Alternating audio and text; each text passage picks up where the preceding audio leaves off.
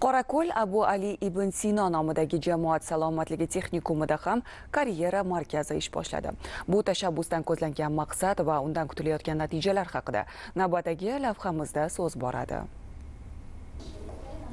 2022 yil aprel oyida Tashqi mehnat migratsiyasi agentligi Shveysariya tashkiloti bilan hamkorlikda Germaniyaning tibbiyot muassasalariga o'rta darajadagi tajribali hamshiralarni jalb qilish dasturini ishlab chiqqan edi. Ushbu davrdan boshlab Buxorodagi texnikumlarda ham alohida bo'limlar faoliyati yo'lga qo'yildi. Hozirda bu tashabbus natijasida sog'liqni saqlash tarmoqlarining ilg'or mutaxassislari va xorijiy ekspertlarni jalb qilgan holda o'quvchilarni kasbga yo'naltirish, mehnat bozoridagi mavjud va istiqboldagi holat, muayyan kasbga, ish joylari va ish beruvchilarga, istiqbolli korxonalarga oid ma'lumotlar bilan ta'minlash borasida tizimli chora-tadbirlar amalga oshirilyapti. Bu borada Qorako'l Abu Ali ibn Sino nomidagi jamoat salomatligi texnikumi ham yetakchilar qatorida bormoqda. Tibbiyot sohasida o'qiyotgan yoshlarni qo'shimcha kurslarga, ya'ni xorijiy til va kasblarni mukammal o'zlashtirishlari uchun barcha shart-sharoitlarni yaratib berishga harakat qilyapmiz va shu nuqtai nazardan yangi darsliklar, yangi o'quv qo'llanmalar, xalqaro talabga javob beradigan, demak, o'quv dasturlarini joriy qildik va mana shu dasturlar orqali biz ularga, demak, xalqaro standartlar asosida xorijiy tillarni, jumladan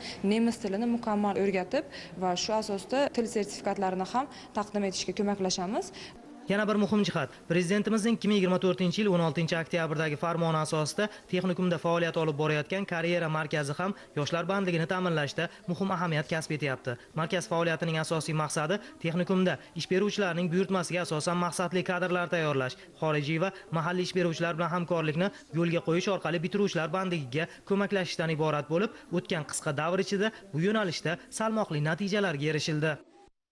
Karyera markazimizning tinglovchilari 235 nafardan iborat.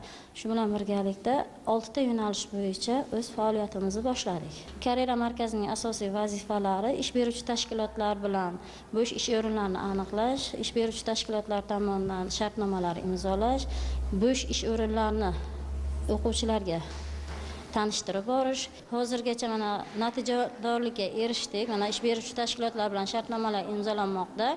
Ma'lumotlarga ko'ra, faoliyat boshlagan karyera markazlari mahalliy va xorijiy ish beruvchilarning joriy va istiqboldagi buyurtmalari asosida texnikumda korxona va tashkilotlarning kadrlarga bo'lgan ehtiyojlari to'g'risida ma'lumotlar bazasini shakllantirishga ham alohida e'tibor qaratgan. Bu bilan bitiruvchilarning kasb va mutaxassisliklar kesimida bandligini ta'minlash masalasi to'liq hal qilinishiga erishiladi.